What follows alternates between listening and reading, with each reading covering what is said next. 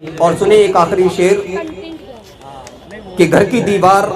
तोड़ बैठा है, कि घर की दीवार तोड़ बैठा है, रिश्ता गैरों से जोड़ बैठा है, कैसे होगी औरतों से हमदर्दी।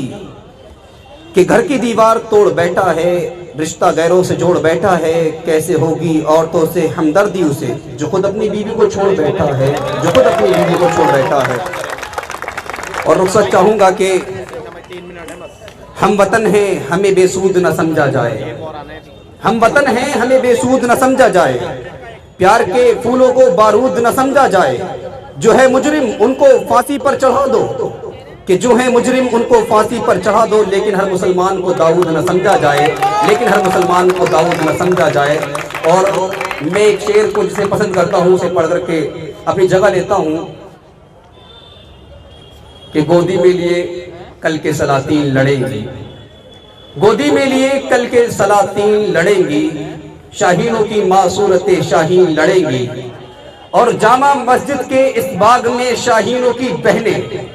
कि जामा मस्जिद के इस बाग में शाहीनों की बहनें जब तक न हटे काले कवानीन लड़ेंगी। और सुने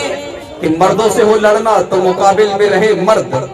कि मर्दों से हो लड़ना तो मुकाबिल में रहे मर्द, और हिजड़ों से लड़ाई है खवातीन लड़ेंगी, हिजड़ों से लड़ाई है खवातीन लड़ेंगी। बहुत बहुत शुक्रिया।